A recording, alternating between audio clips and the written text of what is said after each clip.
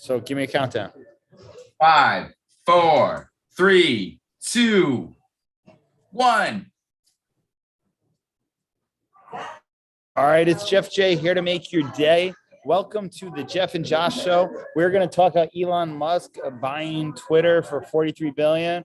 We're going to talk about all the nice, exciting things. I'm going to be in Vegas. We're here from one of my favorite hotel destinations. Josh was just listening to me talk to, I want to call him Aaron. It's David. David out here. It's his first time coming from he's looking at Homeland Security, so maybe he'll be he told me I should run for president, so who knows, man. Maybe we'll do that one day. But for right now, we're going to focus on exactly where, no matter what all your dreams can be in the world, you got to spend time with the people you love.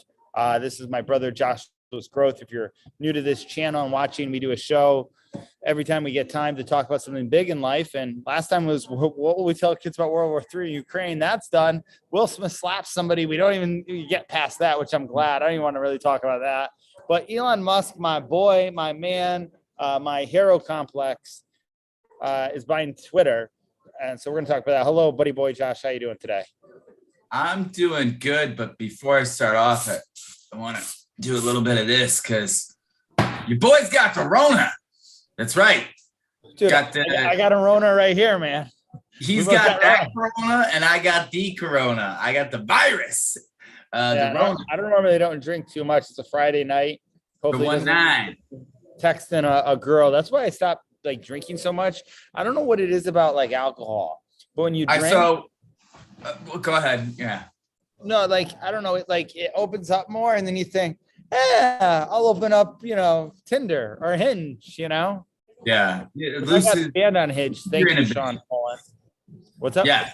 It looses your inhibitions. And by the way, since I've got the Rona, there's this new cure. It's a natural cure. Joe Rogan's probably going to be talking about it. And it's probably as controversial as the one that starts with the I. Sounds like Fiverr and sounds like lectin. But this is called Sliner Kleptin. Yeah. That's the cure right here, baby. We are doing. So you're the one who brought up. Wait, is that for real? No, it's I'm just drinking. Listen, guys, it's time to stop with the insanity. I tested positive for COVID. I'm quarantining in my house, but literally I feel fine. I feel great. It's insanity. I think we have to get tested anyway. So a couple of reasons. What's up, bro? Anna Gonzalez. Okay, that's great. John Josniak. She said, how are you with extra letters on a Friday night? I'm just saying. So I went and got tested because I started to feel like symptoms of a scratchy throat on Saturday, and I was like clearing my throat. Not Saturday, Monday. And Ashley was like, "Oh, you sound different." So I took a COVID test the next day. Negative. Went around like business like normal. And then I was supposed to hang out with Ashley's friends tonight. And she was like, just take a COVID test just to be sure. You'll never know. And I took it and I was like, dude, are you serious? I was positive. And then I went to an urgent care and they're like, oh yeah, you seem fine. They actually tried to talk me out of taking the COVID test. Like, you probably don't have it. And since I'm switching insurance right now, they're like, you're going to have to pay for it. So you probably don't have it. And I was like, yeah, I know. And I told them, I was like, well, I took a couple of tests a couple of days ago. It was negative, whatever. They were like, all right, if we give you a call, then you'll have it. I'm like, we'll call you in like 15 minutes, 20 minutes. 15 minutes go by, no phone call. 25 minutes go by, no phone call. I'm texting Ashley. I'm like, dude, we're good. Like 45 minutes go by. I'm like, she's like, can you just at least find out the results? So I go to look there and like, no, you need to log into my chart. You need to create a password. You need to do all these things. So I'm in the middle of doing all these things. It's like an hour later, all of a sudden, urgent care calls. And I'm like, hey, I told them when I was leaving, I said, wait, so if I get a phone call from you guys, that means I have it, right? And they're like, yeah. I was like, so if you're calling me, that means I'm positive. I'm like, yep. So the same lady called me and she was like, hey. Dude, which urgent care do you go to? The one in that I went to that I showed you? Yeah, the one next to the noodles Yeah, they're place. good. They're real. So then she broke it to you, dude. That's crazy. How did she break it to you? She was like, yeah, so she's like, just confirm date of birth for me. And I was like, yeah, 09/28. She was like, okay. Uh, you know the reason why I'm calling. I was like, are you serious? She's like, yeah, unfortunately, you are positive. I'm sorry, Josh. I was like, so now what? So, yeah. So what did they tell you to do then once you're positive? Like, cause I did They like I said don't know day like zero, they change. count day zero as the day that you're technically when you have the actual when you get your first set of symptoms, and then 5 days is when you're supposed to quarantine. But she said I could still go to work. I could still go to she goes, you can still go to work, you can still go to the grocery store, you just got to wear a mask. And then she said after 10 days, I don't have to wear a mask anymore. Oh, really? That's the new thing. See, that's why it's good to be in the know of what they're saying. I mean, It's that's what all she told ridiculous. me. I don't know from what I remember. I mean, Mhm. like maybe I'm getting one of these two details wrong, but I don't know. So, but Anyway, how you feeling? You feel if we were sick one day? Like, dude, here's the thing. We all used to get sick, dude. Like, fine. and Everybody listen, I don't want gets to. sick. Yeah, listen. That's At the end it. of I'm the day, dude, done. like Elon Musk. Let's get back to my boy Elon Musk. Oh, I should have put that as the live title on. By the Instagram is horrible lately. Instagram through our. I'm going all the Twitter. Actually, no, I'll go on Twitter Spaces and do this because I'm such a fanboy of Elon Musk, right? Yeah, Like, and I dude. admit Do you see what CNN just came out and said? Yeah, dude, I Googled Elon Musk, right? And I say, can we prevent this is CNN's headline? Can Elon Musk be stopped on Twitter? Like, come on, you know what I mean? Like, The reason why he's doing it is because he's fed up of all like you go on Twitter. Twitter is just an angry space where people pile on top of each other and just get and yell at other people. That's all it is. It's just 240 characters of the whole entire time. Vanguard bought more than share than Elon. Did that just happen recently? Yeah, We'll I go, heard something about that. so now people are doing it. Vanguard, I know Vanguard. I actually have stocks in my 401k as Vanguard. All right, let me. Did you hear that? We're looking up right now. Nathan Wood. Nathan Wood, you're the guy that I didn't remember from Clubhouse. Thank you. If you want, you can join this stream, and we're going to talk about it later on. All right, so that's good. So I'm gonna delete this here. So yeah, dude, literally. But so let's look this up here quick because I love doing this part of it. So look, I was looking on here. Look, this is Elon Musk's tweets. Look, free speech. This was back into before he bought a share, right? This was free speech is essential functional to democracy. Do you believe Twitter is Fiercely adheres to this principle. so, dude? Couldn't this And be then dude, this is crazy. So this is back March 25th. And then he says that next show this poll. Do you want Elon Musk to buy Twitter? Yes, 73%. No. so he shared Bitcoin. And then he goes, thanks for the support. Did you watch the interview with him at TED Talks? I watched clips of it. It's a longer interview, and I watched the whole thing, dude. It was literally like, you don't want a book to end. Like, I didn't want it to end. Dude, he talks about being bullied back in the day when he is. Dude, he talks about a lot of stuff. It was a good interview. The guy who interviewed him, nice job, buddy. So yeah, he asked, is there a plan B? That was funny. What's up? He asked him, hey, is there a plan B? Yeah, so the interview I'm talking about is TED. By the way, we're both doing a TEDx this year within a year. All right, it's already done. I already have that done. So anybody, guys, thank you for coming to our TED Talk. If you want to come to our TED Talk, I'll sell tickets to it soon. I think it's going to be in Atlanta where they do the head one. So I already am lining stuff up for that. So just so you know. But what I wanted to show, let's go Vanguard. Let's actually search because you always wanted to talk the news anyway. I never wanted to talk the news, but this type of news I like. Any entrepreneurial news. So Elon Musk. So he has a phone company. Dude, I was on Clubhouse last night with John Legere. You know who John Legere is, right? Yeah. And dude, that guy's a genius, dude. As much as he can kind of be a bully like Elon Musk, not a bully, but they'll just say whatever they want. And I like that. Like Grant, dude, I love those people, right? And I think this is a big thing, dude, that I'm learning. It was a big growth time for me. Actually, let me do it there. There was a video my editor did. I took it down off of Instagram today. Do you know what video it was? No. I'll play it for you. I'll play it for you at the end. It's a video that even the diplomat, my dad, I call him the diplomat because I basically did his life path number, which we'll read life path numbers in a second. We'll do that later on at the end. We'll find out your guys' life path number, and I'll explain why that makes sense with business consulting. All right. And thanks to Patrick and David for showing that.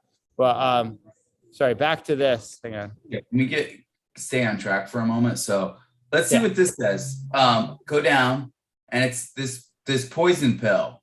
Okay, so either click on CNN or Fox Business. Twitter adopts poison pill measure that could thwart Elon Musk's takeover bid. Check that out. Oh, dude, there's actually a lot of new stuff since we did this, man.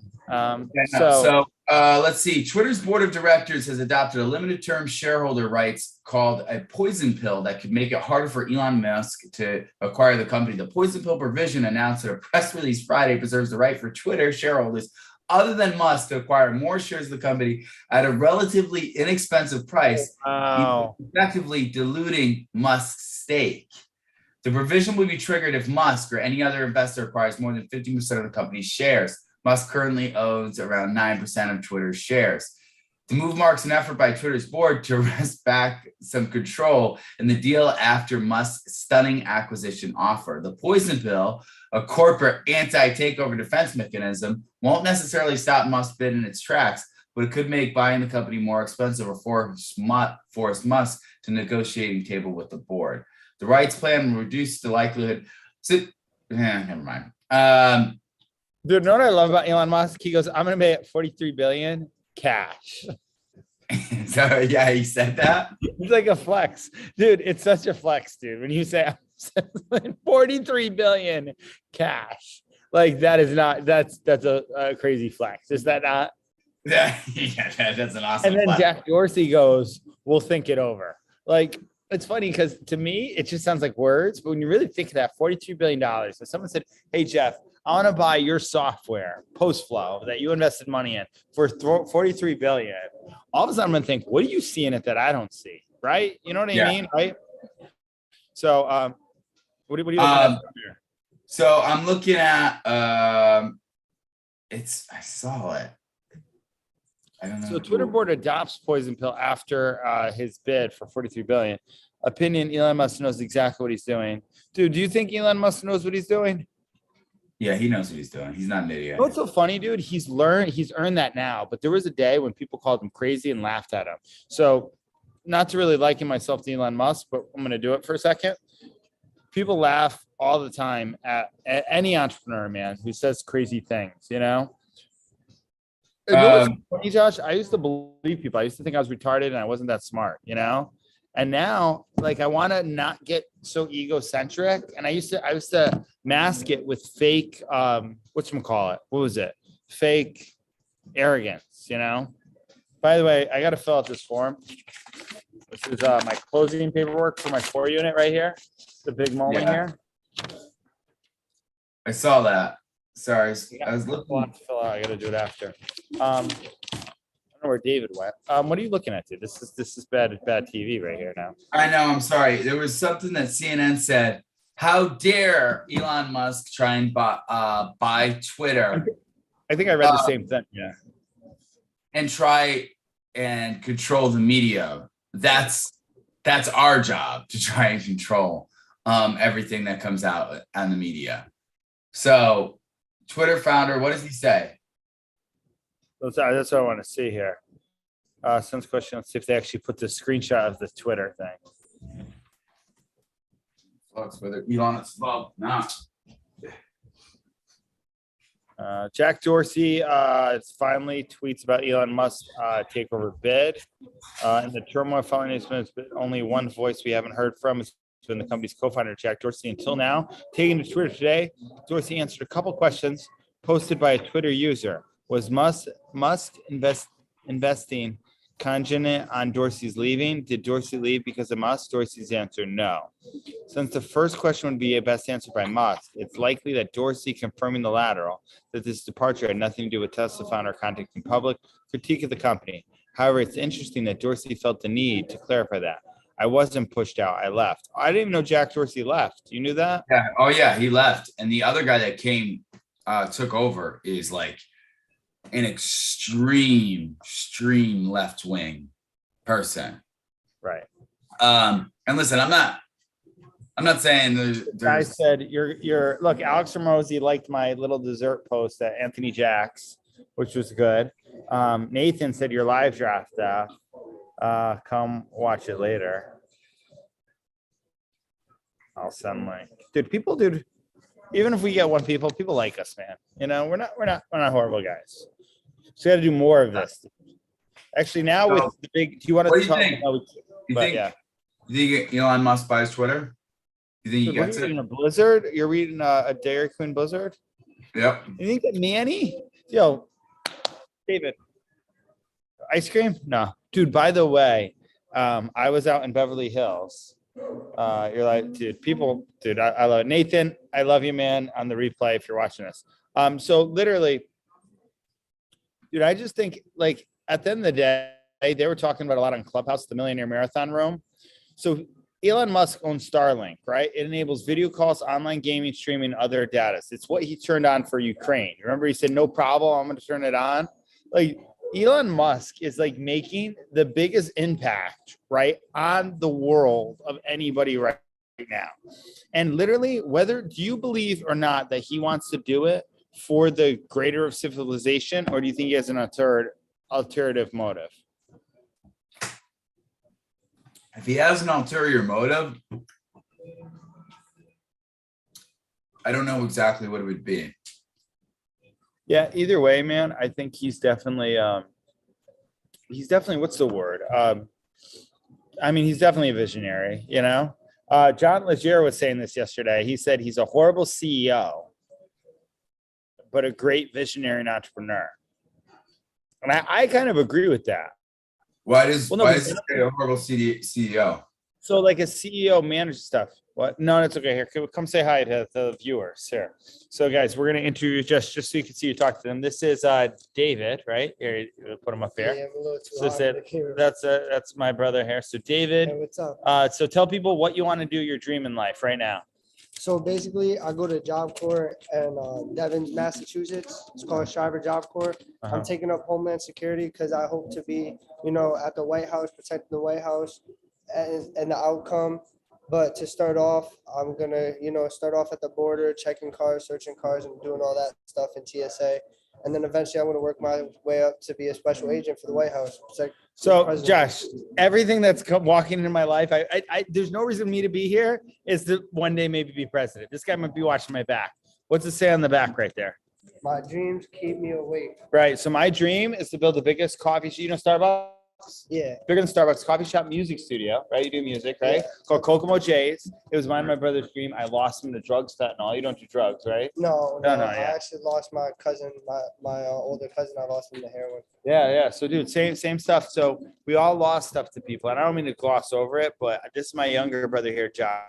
My mission is really to build that up. I actually started documenting on YouTube. That's how I got big. And now I do consulting for a company. I have a little consulting company, and we're doing pretty well. And then me and him get together and we do little shows talking about Elon Musk, thanking people. Thank you for all you're doing. We're working toward. This kid came from like everybody, dude. Everybody's come from the poor and the ghetto. Believe it or not, it's their own ghetto, right? Yeah. We all got to progress. We all got to be more than what we are. Even the freaking little rich kid who came entitled, man, he still has to become more than what he is. And the thing is, when you have all the materialistic things, sometimes you don't think so. Dude, we're blessed to be where we're at. You know what I mean? Exactly. That's a blessing. We're born in America, right? We're born in America. We have the opportunity to go do everything. You're working a job here. We're going to meet people like me who it's the one person connection can change everything. You know? Exactly. So it's a message to your viewers from where you grew up. Don't let anybody bring you down. You have the power to do anything you want. You're your own person. You're your own man. Just do what you got to do and, make money and do what you got to do. Stay away from all that trauma. Stay away from all the bad people in life. Just do you and, complete your dreams. You could do it. No matter where you come from.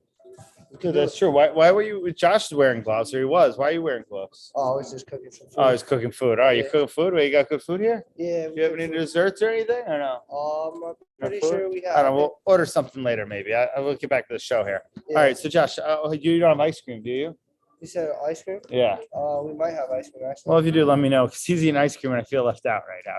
Truth be told. All right. So, dude, that's awesome, man. That's really cool, man. Yeah. So David, a great dude. Yeah, whatever I can, I'll give you one of my cards at the end. All right. Yeah. So we'll definitely stay in touch. Follow Joshua's Growth on TikTok. But the guys, that's literally why I come out. So I literally did an interview, Josh, here with Brad Lee. Brad freaking Lee. I was wearing a tie and a vest.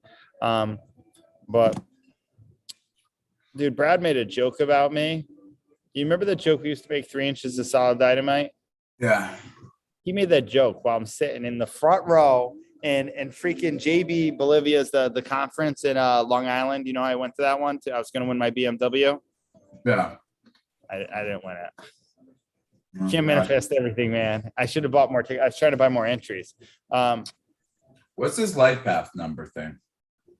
Oh, yeah, let's do this. This is actually cool. So really quick. So I'll mention. So I was giving advice to you remember the girl I was going to take to the wedding that I didn't wind up taking, Sylvia Leslie?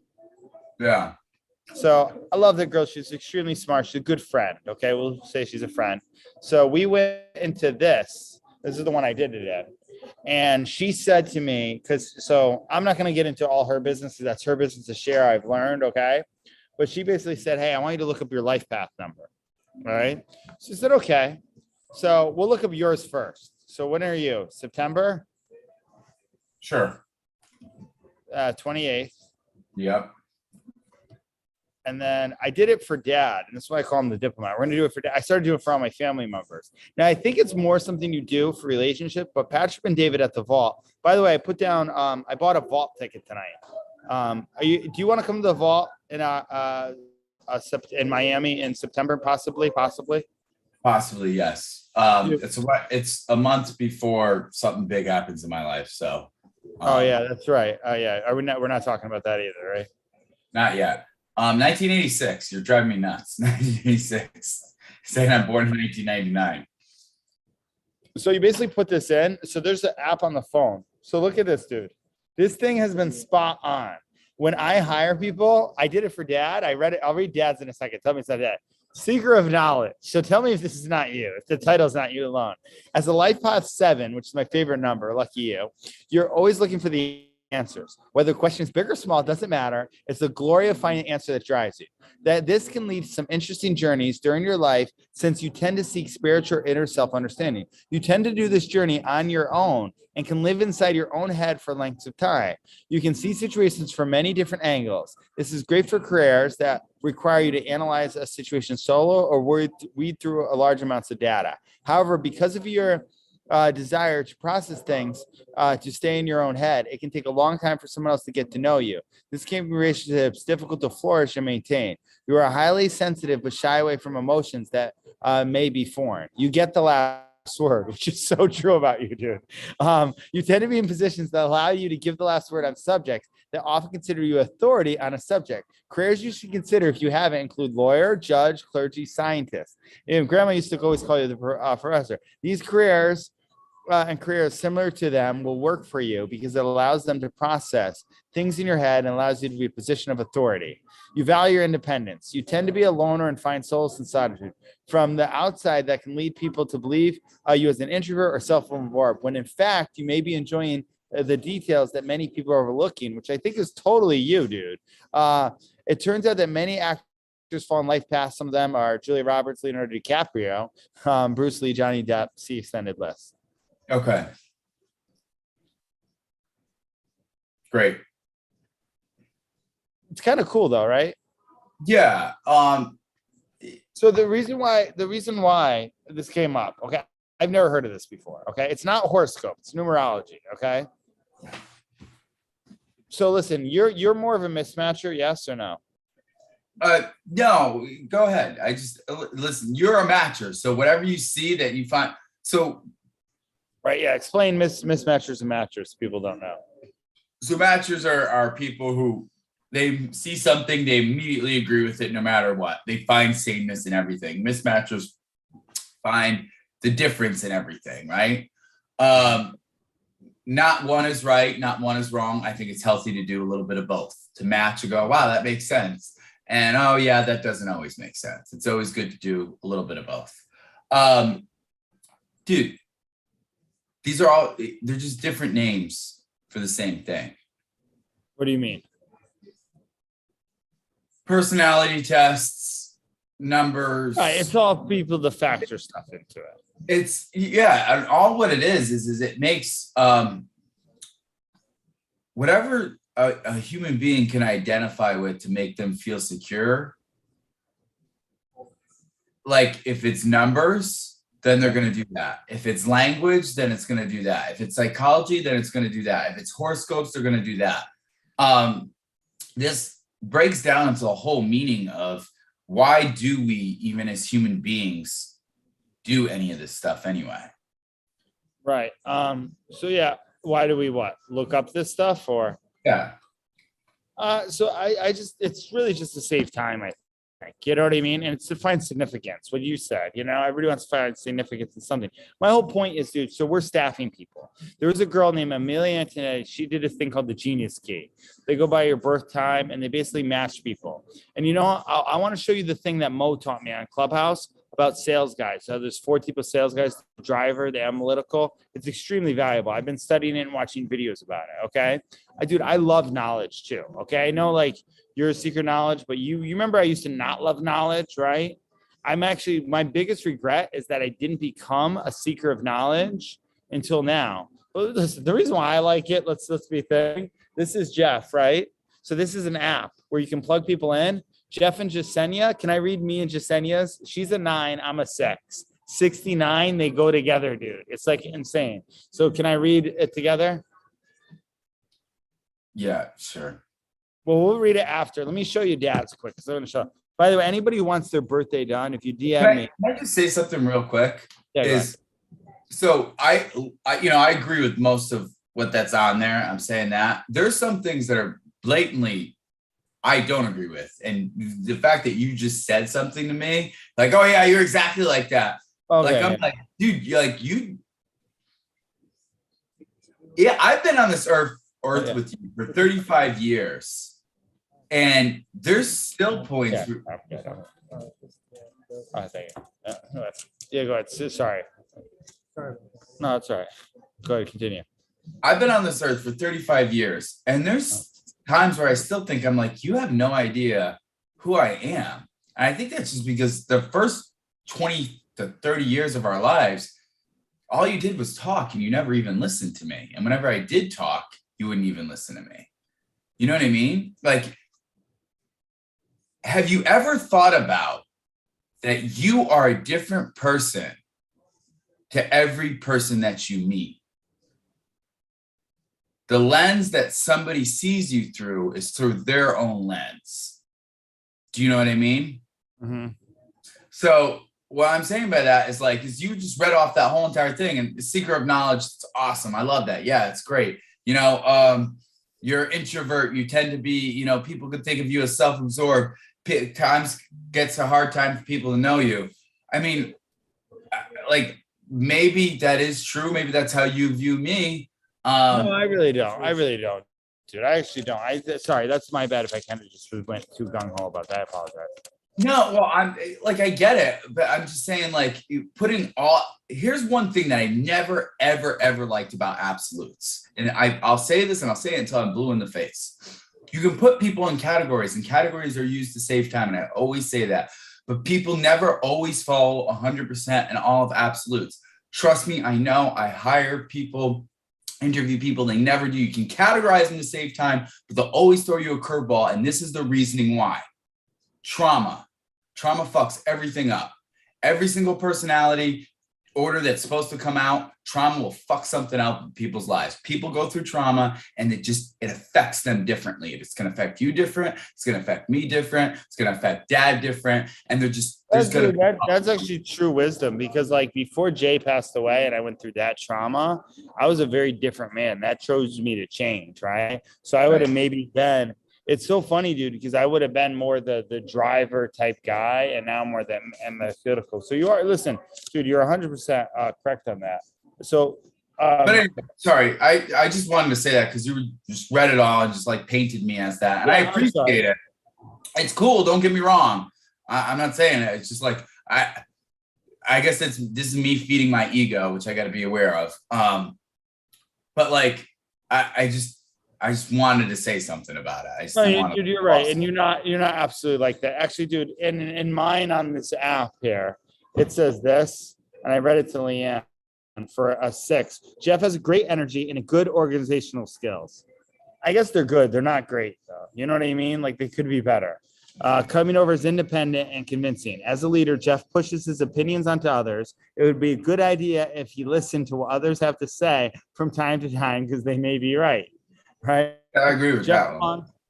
I figured it was perfect timing for right now. Jeff belongs to a generation of restless spirits. People are open, communicative, and changeable. They're intellectually strong people, rational, and ahead of their time. Jeff is loyal but jealous person who strives. This is all for relationship stuff here, which I try and keep out. Jeff is loyal but jealous, who strives to fully satisfy his partner and surrender to their will entirely. Jeff, I didn't go into this detail. Yeah, Jeff believes, so this is the app that matches people. Jeff believes that his love has no reason to seek out other company, and jealousy and possessiveness will emerge if he considers that his partners doesn't appreciate his efforts enough. Jeff doesn't like flirting, which is not true. I do like flirting. All you do is flirt. Thank you. And so it's not totally correct. And is offended if his partner flirts. That is true. I am offended. That's true. Even a small doubt will create jealousy and will take a lot of effort on his partner's part to improve situation. So then Jasenia is independent in nature. She doesn't like to be dependent on others. I won't read the whole thing of her. But then it says, so me and Jasenia, right? So look, this is it. So it says 6-9, right? Which isn't anything in here. So I'll read this. This is one of the highly favorable combinations of personal numbers. So any 9s out there, hit me up in the DMs, right? They feel a natural attraction to each other. The relationship is ideal for marriage, love, family, friendship, and business cooperation. Number 6 charm will melt the ice around number 9. Dude, all these girls I like have all ice around them, right? All these Latino women, and protect them in every way they can. Number 6 will be in charge when it comes to family activities, which won't bother number 9 because they will be happy to join in. Number 9 will be the one who works for the whole family, helping number 6 broaden their views. They have good intuition and they will instinctively feel when something is wrong with number 6 and will help them. So Jasenia already did that. She already looked at different people and said, these people aren't good for you. And she was right. These two number complement each other so well. They achieve great success in all ways. Due to the expansionness of this couple, they need to keep an eye on their finances. It's best if number 9, Jasenia, takes charge. In business terms, this is a good combination if number 9 does the job with the help of number 6, who will offer constructive criticism and help them stay focused on what's important. So, anyway. Jasenia's told you that people aren't good for you? For what? Anyway, let me read this. As life path number 2, you'll find yourself attracted to a life of building and nurturing relationships. You bring unity and compassion to the world with your big heart and have a tendency to bring out the good in people in your life. You can be very affectionate, consider other people's needs. You make good mediators because you can often see both sides of an argument with amazing clarity. It should be a very positive quality, except when arguing your own points because you tend to become indecisive. This sounds more like me. Careers in life path 2, the ones that allow you to serve others in society. Examples at the highest level would be diplomat, president, ambassador. Make no mistake, even as a social worker or babysitter, you can still make an impact with your strong nurturing influence. Some fellow life paths are the appeal to authority. It's a psychological concept what they're doing right now. One thing to be aware of is life path number 2. Since you thrive on giving and helping, you can become resentful when someone else's generosity is not returned the capacity that you give. It is important for you to keep in mind that everyone shows their appreciation in different and often wildly dissimilar ways. If you're reading this because you know someone at a life path 2, be sure to show your appreciation whenever possible. We had a simple card of how we flowers. We were treating them to dinner. This is Dad. Yeah, well, I just thought Dad was good to meet. Anytime me and Natalia had an issue, I used to come and like talk to him about it, and he'd always like say clarity. I mean, I agree. It's a good mediator. How about someone who's like oppositional on everything? What do you mean? I mean, well, Dad might watch this, dude. Dad, I love you. Well, it says except arguing when your own points. Like I feel like Dad indecisive, but Dad's not indecisive. Dad's black and white. Dad'll tell you right away what's right and what's wrong. Listen, dude, this isn't absolute, okay? But like, anyway, I'm new to this, dude. It could be all a hogwash, but some people do this stuff to put people in box. All right. Who else? So I literally listen. I don't want to be one of those chicks who looks up every. Let's do Ashley. Let's do Ashley. Okay, yeah. Here, what's Ashley's birthday? 1990. 1990. Oh wow. Sorry, baby. I'm telling everybody how old you are. Yeah, 1925. Let's date her a little bit. All right, 1990. This thing like goes like crazy. All right, yeah. And then what's the birthday? October. Sorry, baby. 13th. She right there? No, she's not. Can she hear you, or are you just saying that for the replay? For the replay, she won't watch it. The harmonizer. Life Fest. This is you. Yeah, very good. God, I'm dating you. Let's always make harmony with everything you encounter, whether it's art, music, relationships, no other life path. Make things coalesce as naturally as you can. Your magnetic personality draws people in and can lead you to being the center of attention. You will find that your life will resolve around your family and friends. That's actually, yeah. You have an innate ability to nurture the people around you. She does that to me too as well. As the person who usually takes charge of a situation, you tend to be, or on the way to being, the head of staff. Don't think that's Ashley at all, but don't let your innate ability to lead go to your head. This can lead to you trying to control every situation. It's not what being a 6 is about. Learn to balance leading and nurturing so as to raise up the people around you instead of demanding and controlling, which will alienate people. Some notable life path, yes, PL authority. Cool. So do you think that's spot on or no?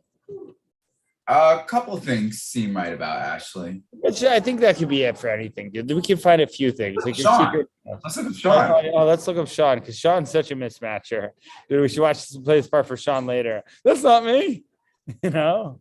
But then, dude, if we told him this, yeah. But let me tell you something. Sean's like really good at looking at both sides of things. You know what I mean? He's great, dude. I bet he's a diplomat. What's his birthday? February. Yeah, February. I thought it was 5th. You just call people, dude. I got to tell you about Mike Alden. You know Mike Alden? Yeah, you know Mike Alden, right? I had a huge growth moment with him today on the phone, and he spoke out of true love. That guy's going to speak at my conference. He's a great dude. Great story. One of my favorite individuals. With that, he's the guy who said, dude, you're one of the best. No, sorry, that was something else. F you, I hate you. You're a D-bag. He has that type of humor, right? Yeah.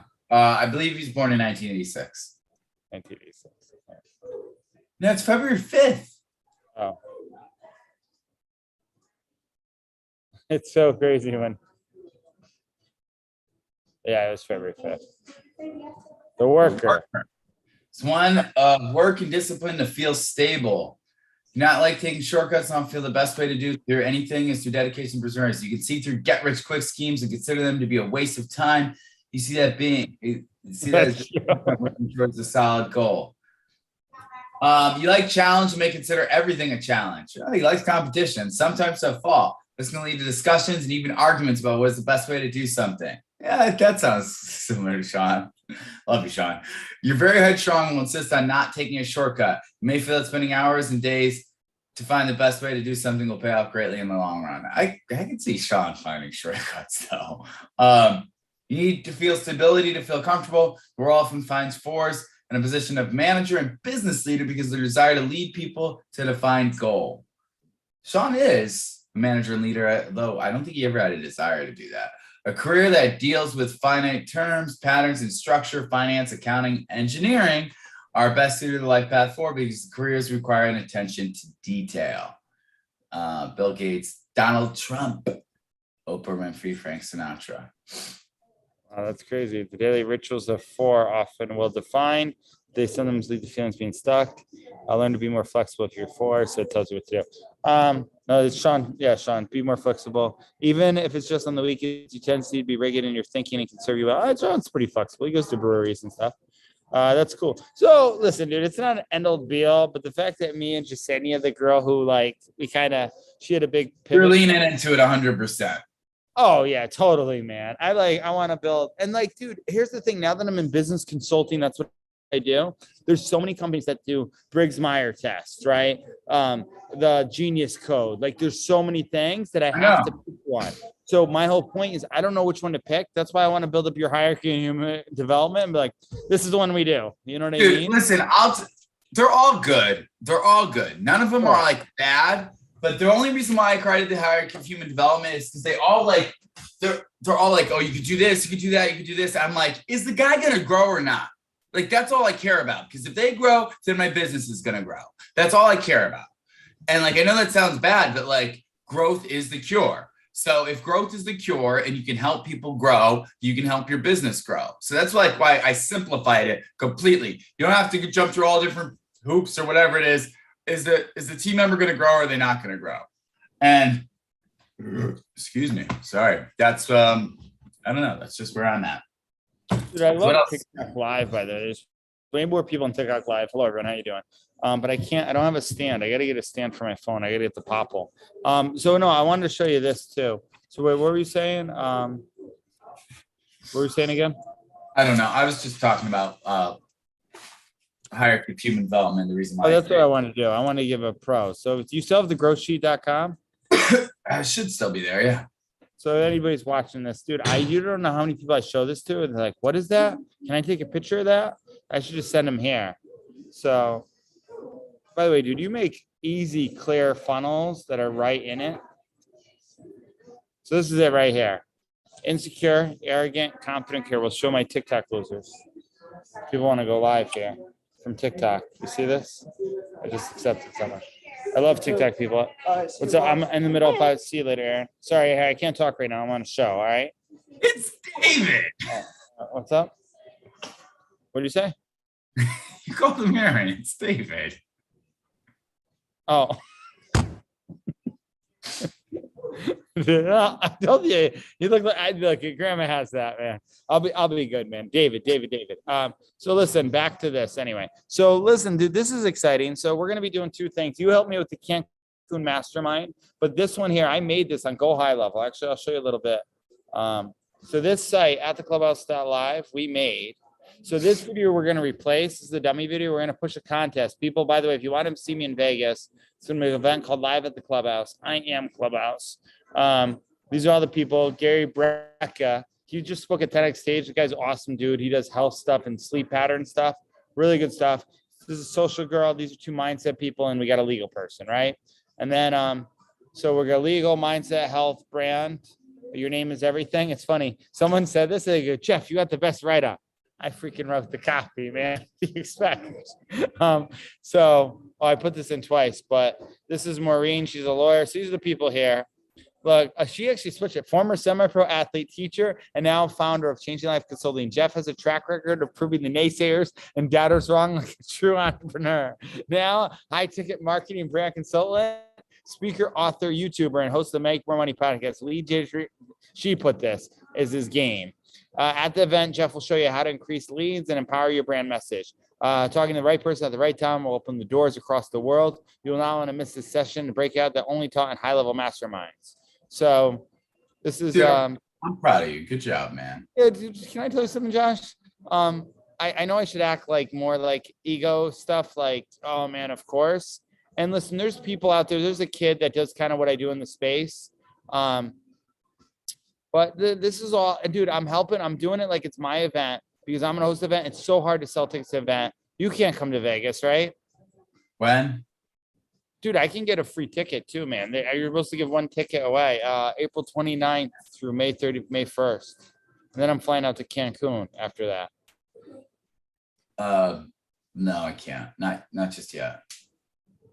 So actually, I'll show you this. So this was their site, and I just made a funnel page on it. So live at the clubhouse.com, which is a good site. If you guys want it, you can get more detail. Look, I was looking up John Leger.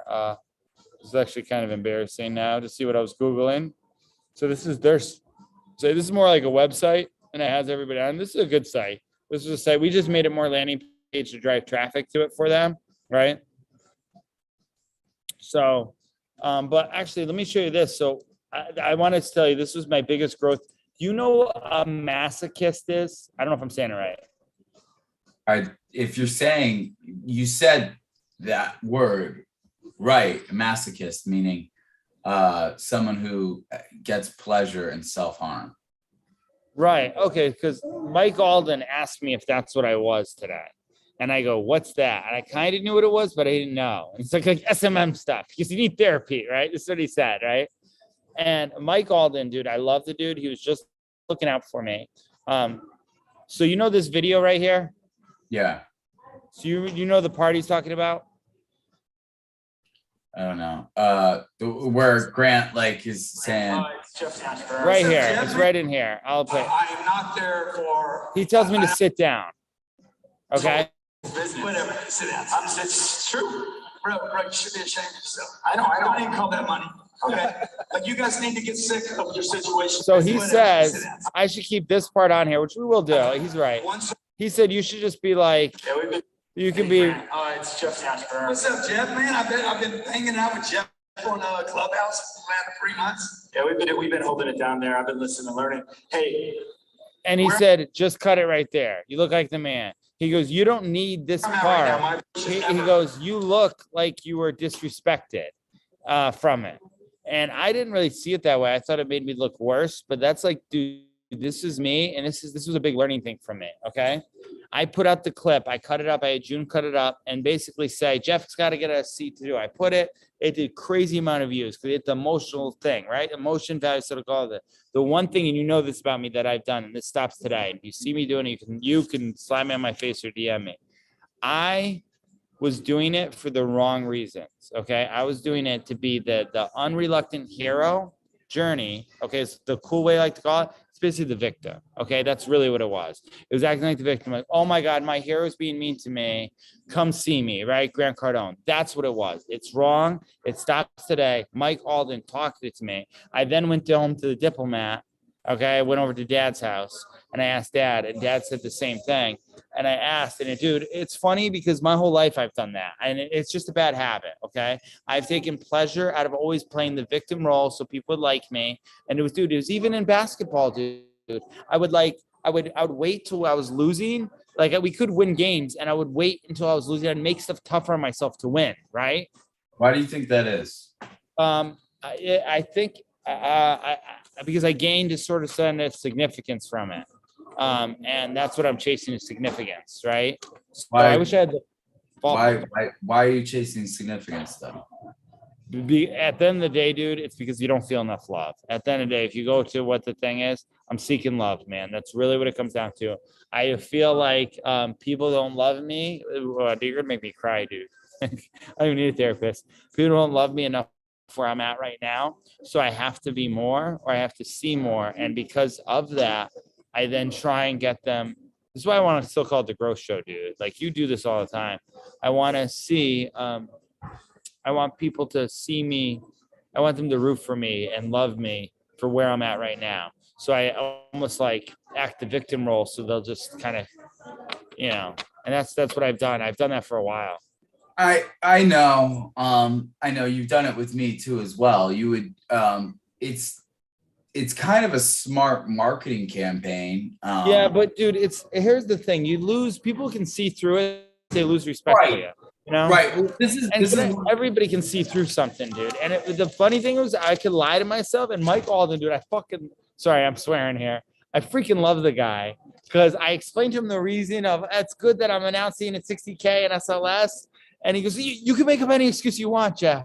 And just the way he said it, but there's some people talk to you in love, right? And they're just like, no, man, I'm really looking out for you, man.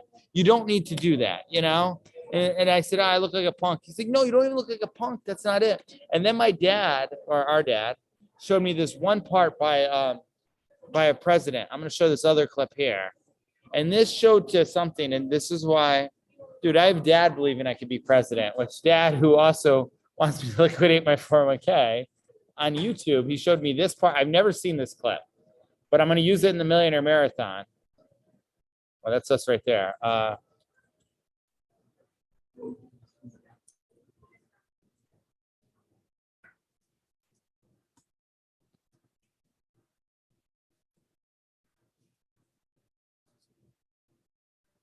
right.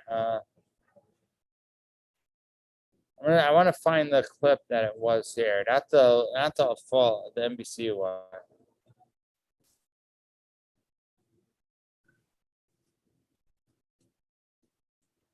It's said. Yeah, but I'm looking for another one because the audio is horrible on that one. It's just we're streaming it. It was the CNBC one. This one right here. Exception came at a Can you Republican hear it? candidates forum in New Yeah. Hampshire. There was a fight over which candidates were entitled to speak, and Reagan was in the middle of it. Would the South? Can you hear this? Yes.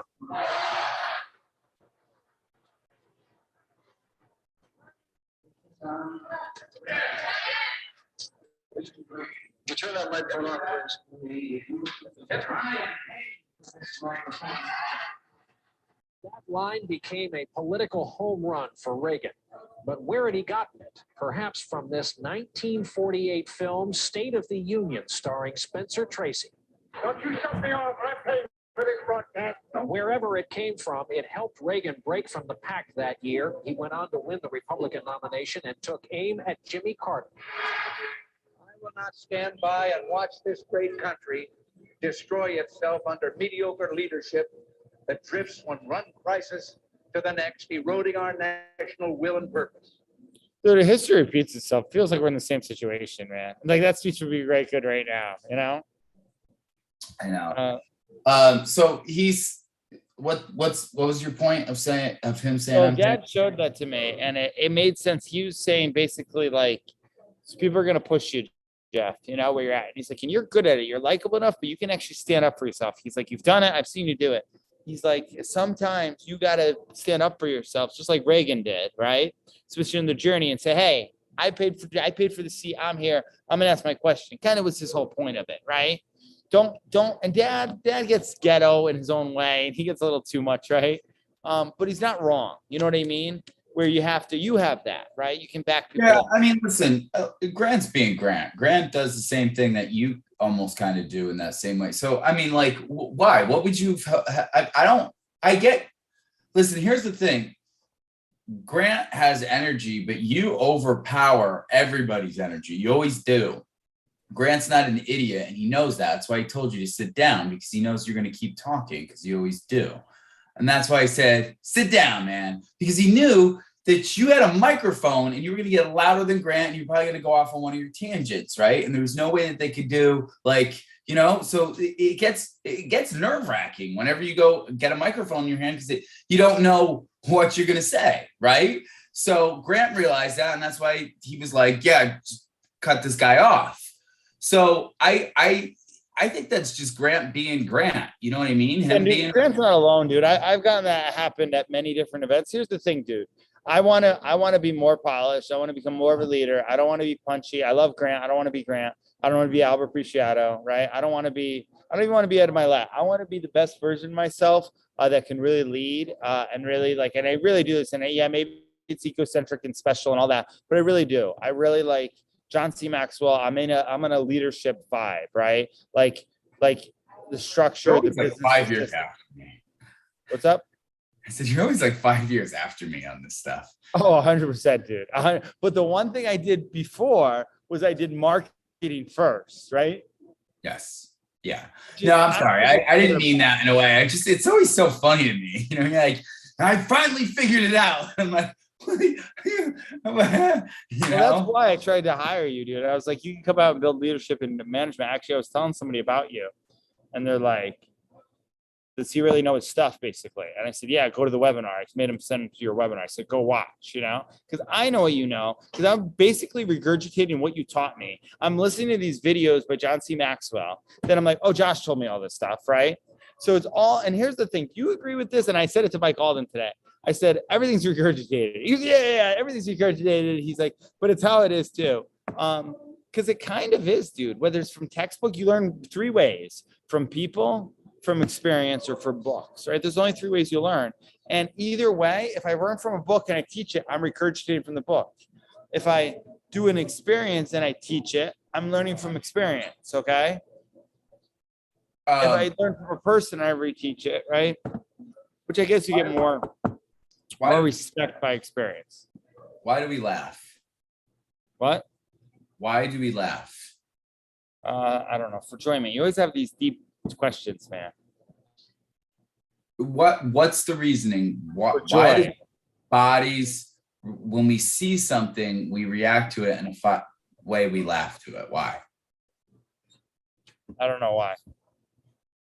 It's been said, and there's not really truth to this or not, like they don't know if it's true or not, but it's our brain's way of learning something that we find very stimulating. We've learned something that we've never seen before, and that's why we laugh at it. We're like, that's why when sometimes people are in shock, they laugh, because you're so stimulated by it, you don't know what to do.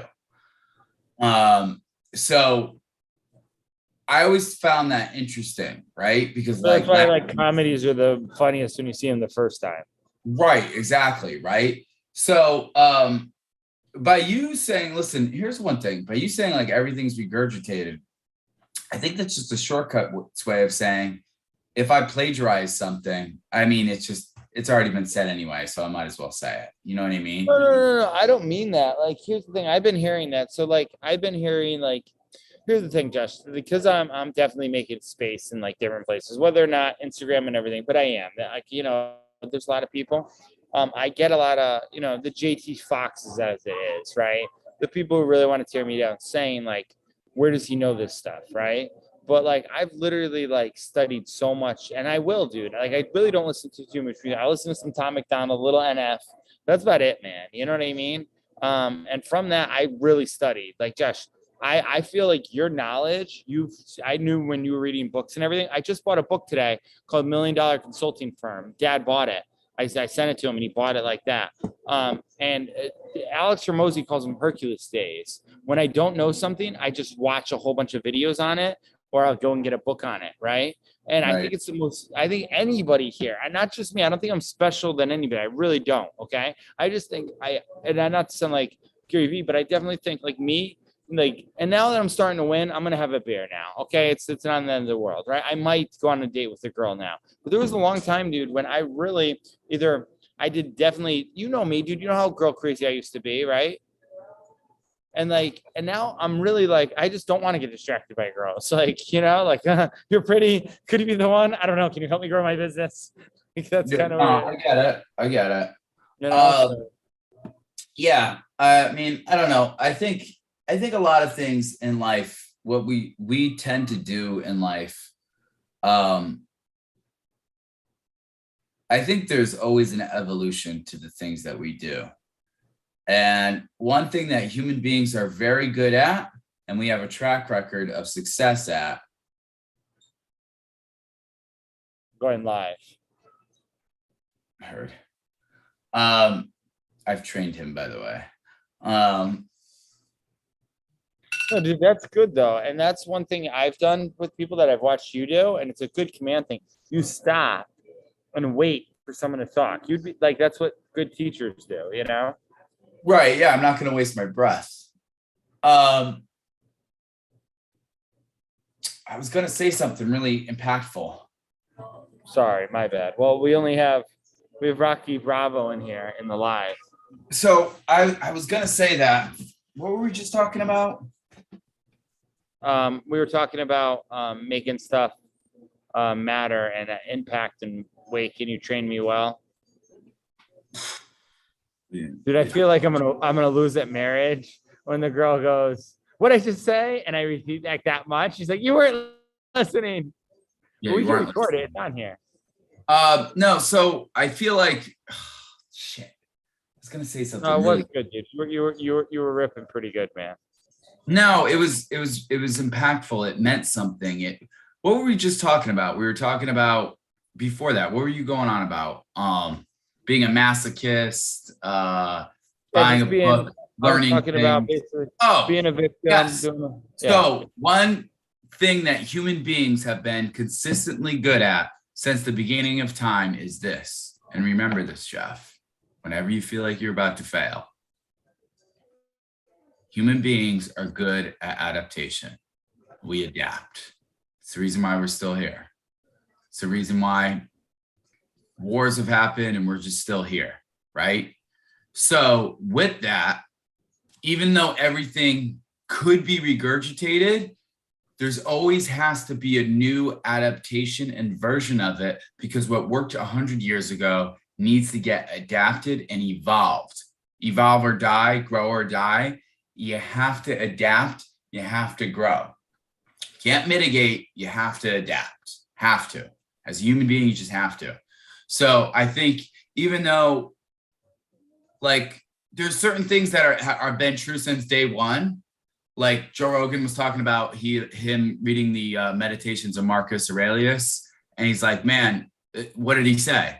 He said, a man is a summary of all his own thoughts, right? A man is as happy as his own thoughts are. And that is true back in 880 AD, or whenever Marcus Aurelius was, to now where we are at, right? That's true.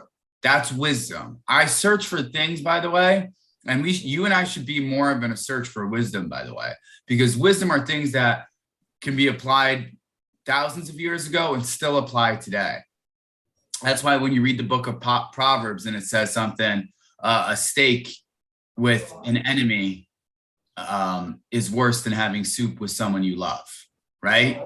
Because it makes true. It's true 1,000 years ago, and it'll be true this year. It's still the same thing. For us, though, I think everything being regurgitated is true. It's just we always have to evolve, especially with the times now, dude. Everything's going up so quickly and moving so quickly that we have to adapt. We have to adapt quicker. It's not just like it's crazy. Like how to grow on Instagram in 2015 is completely different now. 2022, like you could watch an Instagram 2015 growth video, but if you watch an Instagram 2022 video, it's going to be completely different. You can't follow the 2015 video now. We have to adapt, right? So that, especially everything I was talking about, Bitcoin and everything we're doing with NFT launch with the mod and stuff, dude. Like, dude, we're in Bitcoin metaverse worlds. Like, this is like crazy, dude. You know what I'm saying? Like, yeah, dude, 100%. So good. We're good at adapting. So no, I agree with that, dude. That's kind of what I think. Like even everything I've studied, whether it's Tom Hopkins back in the day or Dan Kennedy or Alex Hormozy or Russell Brunson or all these great names in marketing, right? And there's more. There's adaptation. Yeah. Can I interview you? Yeah, let's do it. Oh, this would be a good I way think to it'll be fun. And by the way, I'm going to interview you like I would interview somebody. So, should I get ready for my interview? You can if you want. So, by the way, if you're going on long tangents, I'm gonna make you stop. You know what I mean? Yeah, I'll go quick. I know. Trust me. That's. I don't want to lose the interview. Yeah, I don't want to lose the viewers either as well. All right, Jeff, tell me a little bit about yourself. Yeah, I'm in a mission to make an impact in this world. Personally, I kind of woke up after I lost my brother about 5 years ago. Me and him are going to build a business together. One day, I will build the biggest franchise in honor of what we wanted to build, called Kokomo Jays. It's very clear. I see it every day. I literally visualize what it's going to be. And that's my inner drive. My mission is to inspire others always, that through their pain, no matter where they're at, no matter what I'm doing, they can find their purpose, because I was there and I was lost one day. And yeah, that's me in a nutshell. Gotcha. Wow. Awesome. I appreciate you going through all that. Sounds like you've been through a lot, and I can really lean into your message, inspire others always. I really like that. So my management company, I'm looking for the next best leaders. What do you know about mastering management company? Yeah, I mean, what I know is I saw the hierarchy of human development from insecure, arrogant, competent, confident leader. I saw it on the growsheet.com. I saw, I've seen you on TikTok a few times doing videos that just spoke extremely well to me. The same things I was seeking out on different leadership books, you kind of had on there right in. And as I was growing my company and stuff, I kind of would send some of your videos to some people because I felt like they helped. So, I loved everything I was literally seeing, and it just felt like kind of the part that was missing right now.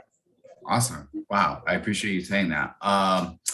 What made you interested in wanting to apply for us? What made you interested in wanting to work with us? Because I'm very aware that I don't know it all, especially in the management factor right now. I'm very good. My strengths are very good at, maybe I'm answering this too soon because they usually ask that on interviews, but are basically selling the vision to people. I'm very good at that and getting people behind me. That's really comes naturally to me. I love doing that. But management, once I sell the vision, I have the people, kind of get a little bit like, I don't know what to do with them, So that's the biggest struggle to growth right now. I've been really obsessed with systems now and building them out. And I'm actually better than I thought at it. But I think I could always learn. I used to think I couldn't do it. And now I'm doing it to a point, thanks to like Alex Ramosi and a few other people showing me some stuff on what to do. Wow. Okay. I appreciate you saying all that. And I like your self-awareness. It's very refreshing to hear, especially when I interview candidates. So speaking of candidates, tell me about your work experience. What have you done, or what are you currently doing for work right now? So worked for Wendy's back in the day. Never got to be the drive-through guy. There's a good-looking girl back there, and she wouldn't let me be the drive-through guy, so I had to stay on the grill. Realized I didn't like doing that. Man, I did a lot. I was a teacher for 5 years. I freaking loved that job. That was just because I was really helping behavioral middle school kids and then high school kids. I actually worked in like the IT coding class, which got me to think that I could code a software. And I taught music studio actually, and I taught money management in school and high school. I like that. But then I left that to go work for a window company. I actually did some door-to-door for solar for a little bit. I tried to start a couple companies, photography, video editing business. And then I wound up working for a window company and learned about business. It was like a home construction company. And I learned literally, that's where I learned the most about business there, watching how he ran everything. And loved that from what I learned. So that's kind of, I think, everything kind of the highlights of the job. There's a few other jobs in the middle. Awesome. Wow, you've done a lot. So I'm just gonna pick off a couple of these and let's just talk about them, go down memory lane. So Wendy's, what did you like about working at Wendy's? I know it's a long time ago, but let's talk about it. Wendy's, when did you? There was an owner. I'll remember really quick. There was a guy named Francisco. He was a Spanish dude, and I don't know if I ever talked about this, but man, he used to lead in such a fun way and be like, "Come on, you could do the burger faster."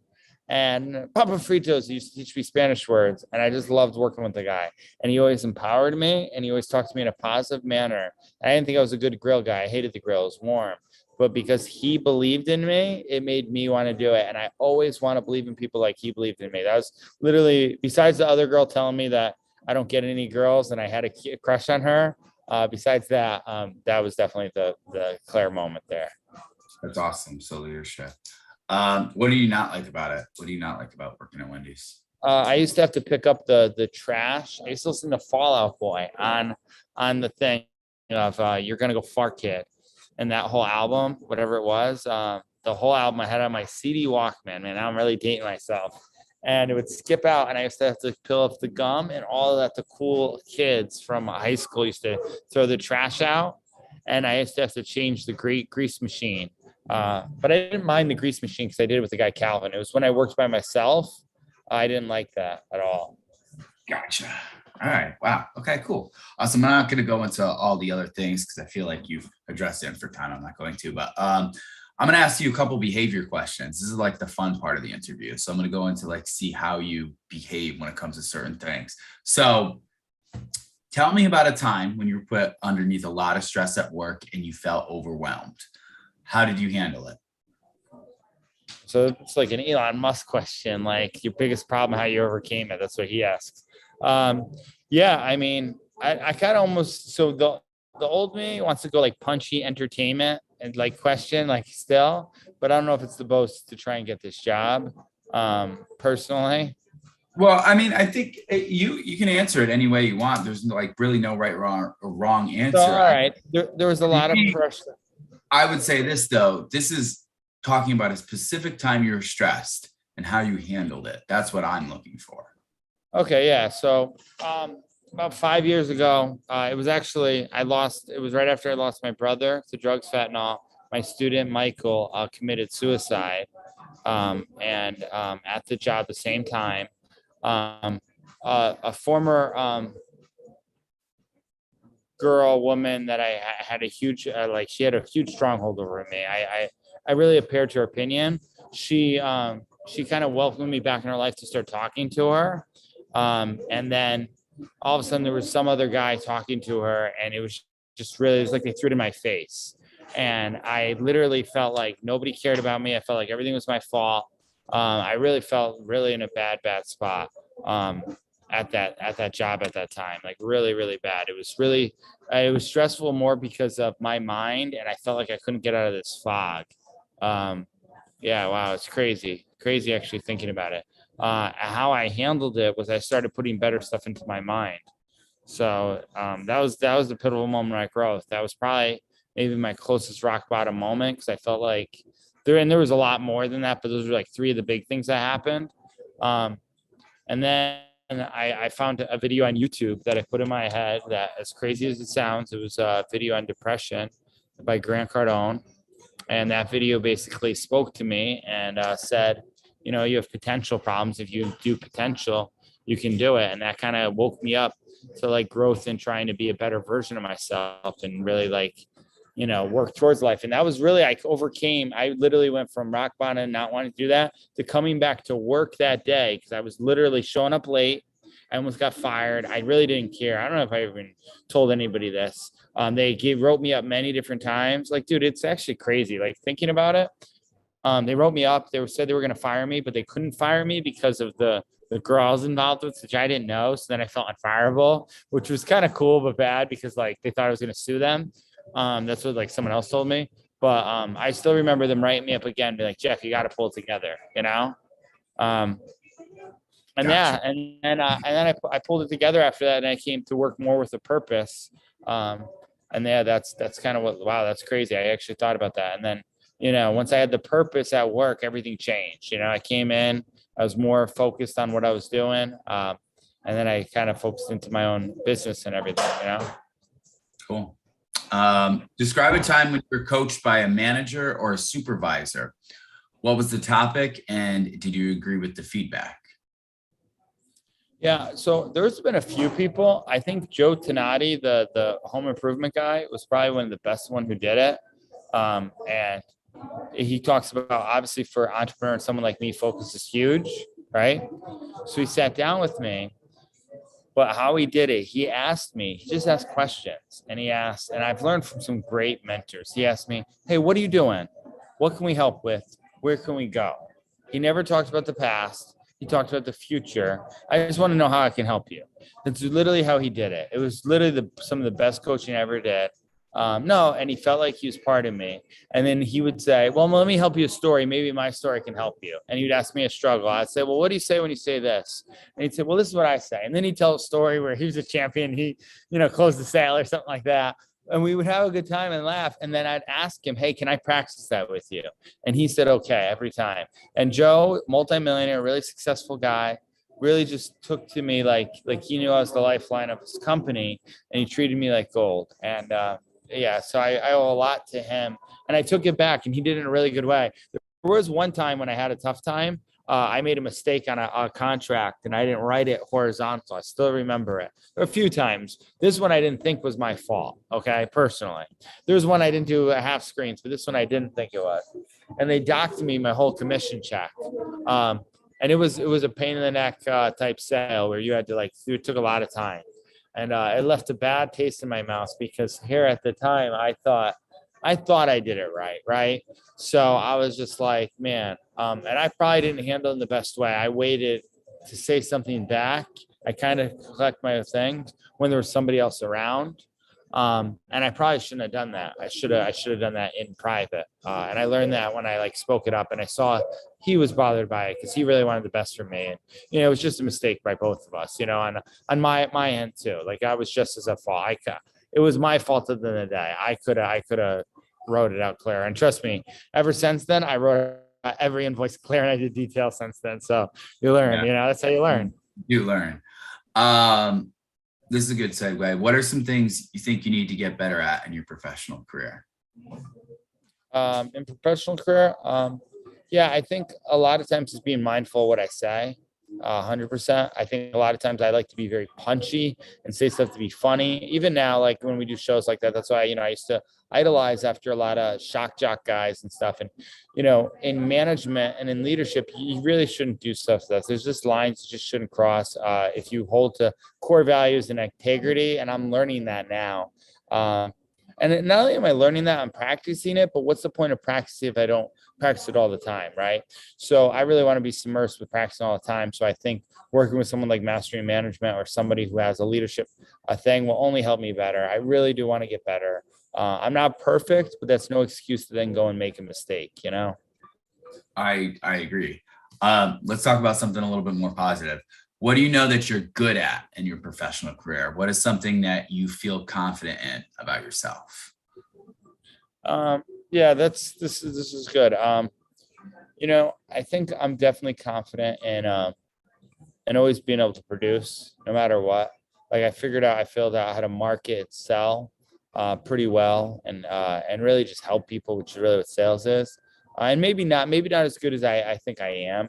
But for that, I just have a big confidence. And also, I'm always able to gather people around me and command a room or sell a vision on something, like really inspire people. Like I have a God-given gift to do that anytime.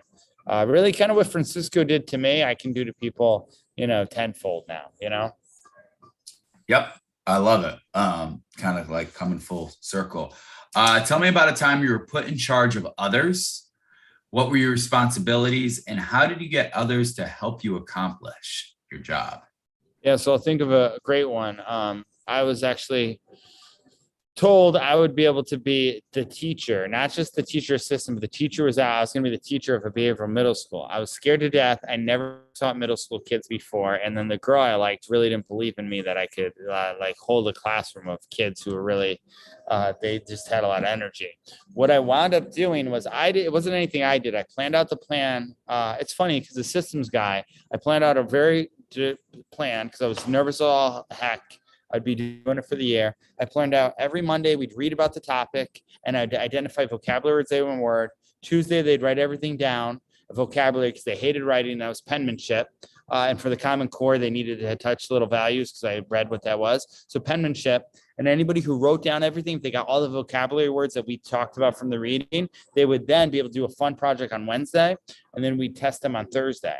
Well, although the plan sounded good, when I started to teach the plan, the class was a nightmare. So I started empowering people that I saw. Alicia was one of the students who had an influence on the whole classroom. I had her come up and do some of the reading, right? And this commanded the classroom in a certain way. And then I would actually have someone else do reading because it was very important they all read besides me. And then I would read their funny names into it. So I made it fun for them. On Tuesday, when writing happened, Alicia, she was like she had more influence than I had on the class. I would have her write down on the board. So they would have to copy the words and she would write with some of the boys there. They hated writing. They really just would go crazy about it. They'd have to follow it for it. I also did incentive based, which I got in trouble for. I put juicy fruit gum because at the end I did an icebreaker thing for the kids of what meant to them. They gave me a huge talk about juicy fruit gum. Nobody had it. And they want to test it. So I taped it on the wall and I told anybody who gets 100 on the test can get the juicy fruit back. So you even had the kid who was literally like an Elon Musk, used to read about space and never did anything. He's writing down vocabulary words to the whole assignment. And yeah, so that whole week of that, on Friday when they were all in there testing for the juicy fruit gum, and it was quiet. And the girl who said it walked in the room for a second just to drop off the thing, and she saw everybody quiet. And they were doing a test. They wanted the juicy fruit gum, right? That's literally, there's certain moments in my life that are that's probably one of my favorite moments. I felt like I conquered the world because I had someone laugh at me like, good luck. And then I literally got to think to prove somebody wrong, right? But also we wound up not in the absence of proving somebody wrong. I connect the whole class, and we had a really good community there. And it's the same thing I do in consulting with businesses now, a lot of the same stuff. That's awesome. What do your future goals look like in your personal and professional career, and how could we possibly help you achieve those goals? So I wrote down, and this is by me being punchy, and maybe I'll change it, but I wrote down a goal to make 77 million. And once I hit that target somehow, some way, I'll build the coffee shop music studio. It's kind of changed now. Now, if I just help 77 million people, okay, doesn't matter if it's the income too. I can build a coffee shop without 77 million. I've kind of done some numbers. That was just more of like a thing, but maybe help 77 million, help inspire them, help them in some way. That'll lead to some compensation at the end of the day, and then build that. That's definitely like the thing that is the sale. I also am going to build a new studio for a podcast show. I'm going to a few other things. Do I want to buy my dad's house out? He has like 62K on it, or at least help him and body him too. So yeah, I have my like reality board that I look at every day. I'm going to get a new car soon anyway, so that's something tangible I want probably this year. Cool. What questions do you have for me? So what's the biggest mission of Mastery Management? What are you usually looking for in somebody? I'm looking for leaders who want to help other leaders grow. So biggest mission is within the next 10 years, I'm going to get 20,000 leaders developed. So I want to get them through our training and leadership program and make sure that those leaders are developing other leaders. All right, cool. What's one of the big core values that Mastery Management stands by? Growth. Growth is the cure. If you're failing at something, you just need to find a way where you can grow at it. And that might be finding somebody else to help you grow at it, but growth is the cure when it comes to any problem that you have in life and or business. Whatever you're failing at, you need to grow at. Well, what made you start this company to Mastery Management where you do all this? Yeah, I was in a position where nobody taught me anything about management or leadership, and I had to figure everything out by myself, trial and error. It was very painful. I thought I was going to fail so many different times, and I didn't know if I'd ever get through it. And I did. And I kind of made a little vow to myself and said, if I ever get out of this, ever figure this management thing out, I'm teaching people how to do this, because it's insane that people don't know how to do this. And it's insane that you're not taught these things. So I have a passion for it because I think people aren't taught the right way to be a manager or a leader. So that's the reasoning why, man. That's the whole reasoning why I want people's lives to be easier. And management can be extremely fulfilling if you do it the right way. But if you don't do it the right way, it's one of the worst nightmares ever. That's awesome, man. Dude, that's a good interview sheet. You made that interview sheet?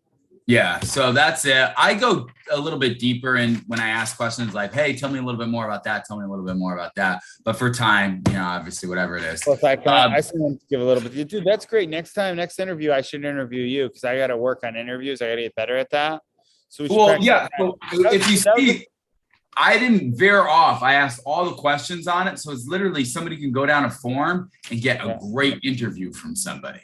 That's all it is. And by the way, you did all the talking. I just asked questions, right? And you answered them for me. And then at the end, I said, what questions do you have for me?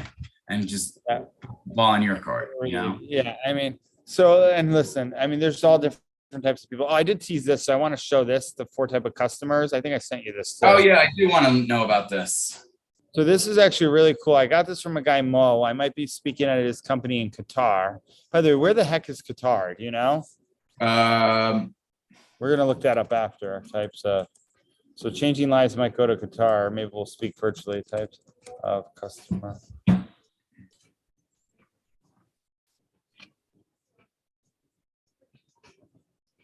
This is it right here. The 4 types of personality type customers and how to sell them. So I think they had it on Salesforce. Yeah, click on the link. This one right here? Yep. So I had a different article from Salesforce, but all right. So avoid panic. So this is, let's see if this is understand process. No, this one says it different. There's one, so he actually said it. It's amicable. It's these numbers here. Let me say this here. It's the driver. Customers that identify.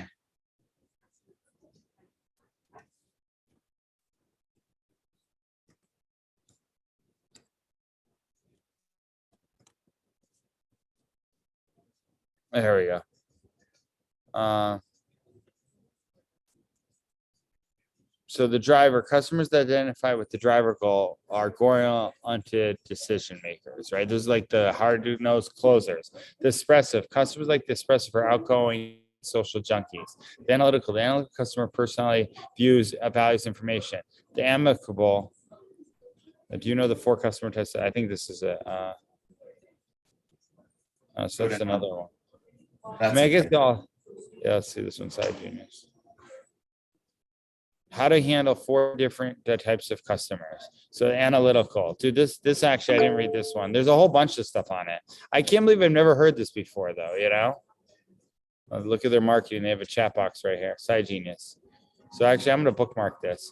So this is the analytical.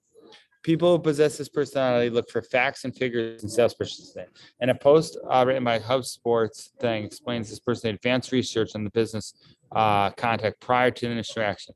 Analytics prepared the deeper knowledge. Dude, this is true because whenever I have like, I'm like, oh, I should have got some facts for him. You know what I mean? I have to give him testimonies. So I know what to show these guys, right? They value each information, focus more on brand's features, and make sure it's quality and efficiency. These customers are most logical thinkers rather than the emotional side when it comes to making decisions. So true, dude. I was trying to get the guy to laugh. And yeah, how to handle. Focus on providing information relevant to what your business can do for them. Use qualities and statistical data to show exact representation of facts. Yeah, they eat this stuff up, dude. Stir interest, sense the information oriented. Where this isn't me, dude. I don't really care about stats, you know? I think they have to be made up. Keen eye for detail. Need to be specific and direct when delivering your pitch. That is true. See, I like all the details. I am analytical. I do like all the details. So like it's always a struggle to me. Like when I get in front of somebody like you who just wants to buy, I'm like, you don't want to know all the stuff about the details. Like this is like part of the juice. Like it's amazing. Hey, you put me in it. You know, dude, the whole guy for my plumbing thing today, Joe the plumber, $3,000, right, to swipe all the drains. I'm giving him my credit card. He's explaining everything. I'm like, yeah, I gotta go. Get it done. Good. You guys are good. He was really good though. The amiable are respectful, sociable, and trustworthy. They're good at listening to and forming relationships with others. Unlike analytical thinkers, amiable people care more about building rapport and establishing trust with other professionals. They're more interested in conducting business interactions with people who meet their buying expectations. The decision relies on how the company manages to value their interest in relationship building. How to handle, make yourself likable by creating a good impression, recognizing their presence. Asking questions that show your interest adds a personal touch to your pitch. This makes them feel valued, which nurtures your relationship with them. Provide relevant questions that allow them to share their personal experience about a certain product, trust their needs based on answers to increase your chances of closing more sales. All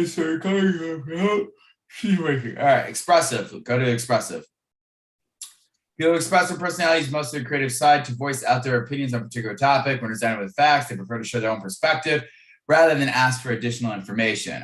Talkers. However, they know how to show respect others as much as they want to be respected, similar to those with the amiable personality, give importance to relationships. They value the welfare of the people who can be affected by their choices. Unlike analytical and amiable customers, expressive individuals are fast decision makers. Tell stories that are relevant to the topic and each concerned individual. You can also share your own experience to help them better understand what's discussed. Focus on showing what your business can do for them while your parents must happen in emotions. All right, go to the driver. People with this person are most self-centered and opinionated. They find pleasure in manipulating a pitch that identifies them as reasonable and authoritative. According to speaking expert Rick Seigel, drivers expect each information to be delivered in the quickest way possible because they're goal-oriented. They're commanding in nature and motivated to achieve their objectives. They want immediate answers and solutions. They also value competence as much as they value expertise and preparation. Similar to expressive customers, drivers are fast decision makers. How to handle, get straight to the point when expounding on your pitch, be direct with compromising clarity and quality of your performance, provide facts and evidence to help them easily understand your message, make quick decisions. Mentioning relevant or necessary information will restrict your effort. Well, so to be careful, it's only needed in particular discussion. Highlight how your business is. The takeaway, be flexible. Dude, but doesn't this help then? Because this actually helps because I since I've done a ton of sales, dude, like I remember a guy coming in and goes, how much is it? Right away. But he was like the driver personality, right? So, dude, I just think it's easier for anybody in sales because that way you can just put people in a box, save time and know how to talk to him. You know what I mean? You know, like, okay, he's a driver. Oh, he's an expressive. Oh, he's what is it? Amiable? Aimable. Yeah. All right, you tired, I'm tired. You're gonna go to bed. How long have we been doing this? Yeah, too long, dude. But it was good, dude. The interview's good. We should cut that up. We should cut the interview part up and we should put it on YouTube separately, like how to do an interview, you know? Well, yeah, and I could put it in my course. Because I broke it down in my course. Yeah, it's true. It's a training, dude. So we can scrape it off YouTube. That's good. Let's plan another show. When we're gonna do another show next time, someone else tries to buy Twitter or something. Yeah, I know, right? Next big event that happens. Well, I want to go on Clubhouse right now and show you Clubhouse because I haven't been on all day, and I'm sure they're millionaire marathon rooms going. But my phone died, and I don't have it on this one. I think I'm gonna go live on TikTok. All right, yeah, that's good. We should do that. All right, man. I'm gonna go. If you want, we could do a Clubhouse room later. Yeah, I haven't been on Clubhouse in a while. We should do next time. We should do it. I'll have the Rode Podcaster Pro hooked up with all the stuff, and we'll run it on. Still have the power supply here, so whenever you say that, I know I'm gonna get it done. That's good because I haven't taken it out of the bug. All right, I'll come and get that. All right, I'll see you later, man. All right.